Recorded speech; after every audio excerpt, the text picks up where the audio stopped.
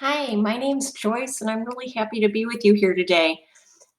Jasmine, good to meet you. I'm looking forward to spending this time, a little quiet time in my day with just a story and just you. So let's get going. I picked Don't Hurt It by Anne Harth.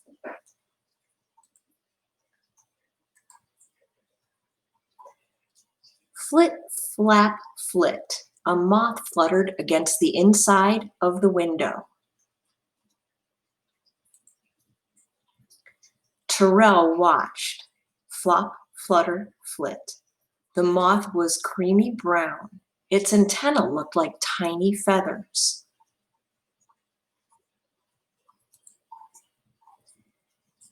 Calvin ran into the room looking for his shoes. "What are you watching?" he asked. Terrell pointed. "A moth," Calvin said. "I'll get rid of it." He raised his hand to slap the moth. What do you think's going to happen? Let's see. "No," Terrell said. I was hoping that's what Terrell would say. Calvin glanced at Terrell. "No?" he asked. "Don't hurt it," Terrell said. The moth saw its chance. It fluttered away from the window. It landed on the ceiling. Its wings opened and closed. Hey, have you ever seen a moth or a butterfly do that when they're still and they've landed on something? They still move their wings open and close like that. I wonder why. Let's see. Calvin shrugged. "Hey, Mom," he called. "I'm going out." He left. Terrell lay on the floor. He looked up at the moth. It had one black dot on each wing that looked like eyes.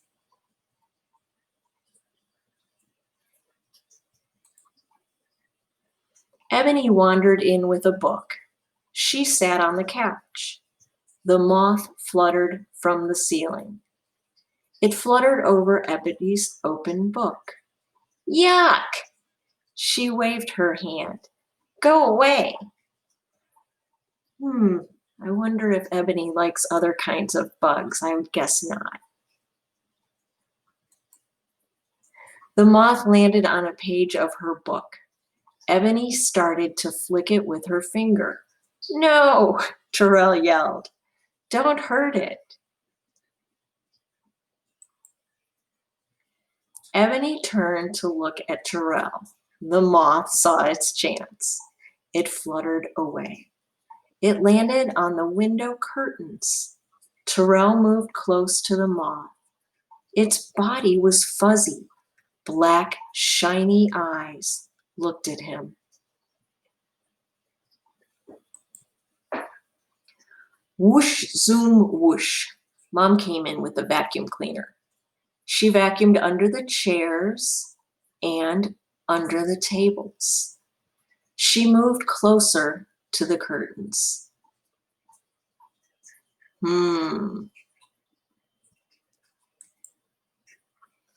"Oh, you don't belong here," she said to the moth. She raised the vacuum cleaner hose. She moved it toward the moth. "No," yelled Terrell. Do you think the moth's going to get away this time? Moms are pretty good with vacuum cleaners. Let's see. "What?" said Mom. "Don't hurt it." Mom turned off the vacuum. "Okay, then take the moth outside."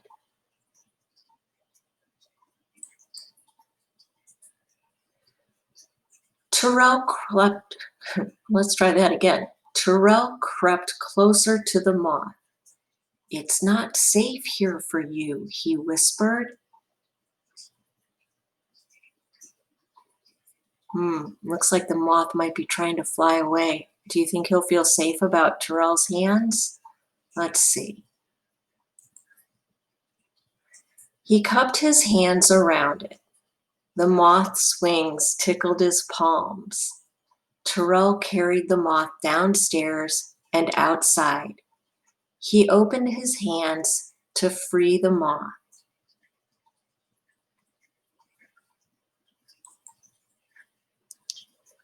The moth was still for a minute. It opened its wings and closed them again. "You're welcome," Terrell said. The moth fluttered away.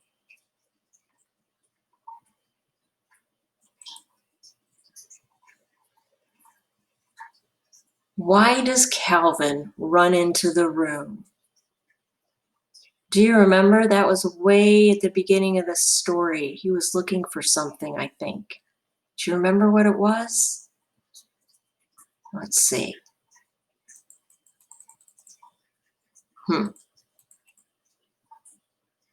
wonder if I'm allowed to do that. Nope.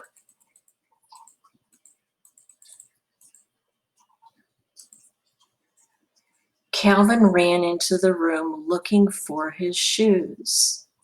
Why do you suppose he was running? Maybe he needed to get somewhere quickly. That's always when you're looking for your shoes, I think. You need to go somewhere, and he couldn't find them. Okay. Let's go read another question.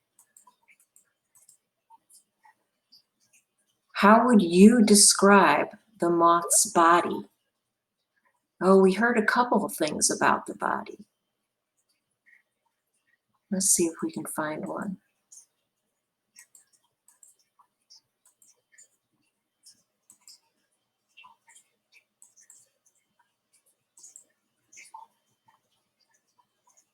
This is when the moth landed on the window curtains. Terrell moved close to the moth.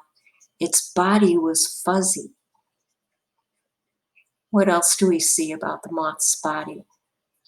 The body itself is long and skinny here, isn't it? The wings, remember what they have on them? One black dot on each one that Terrell thinks look like eyes. And a long body with some fuzz on it.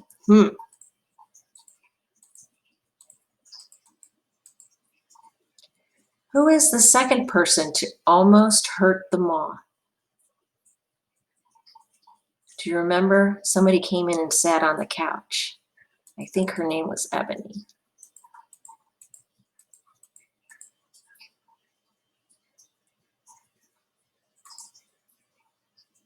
Ebony started to flick the moth with her finger, and Terrell again made sure that the moth was safe.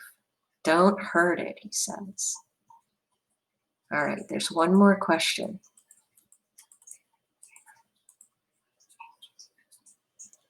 How does Terrell feel about the moth? Well, I think he doesn't want the moth to be hurt, does he? What else do you think? He wants to help keep it safe. So maybe that would be he feels protective. And he doesn't try to keep the moth.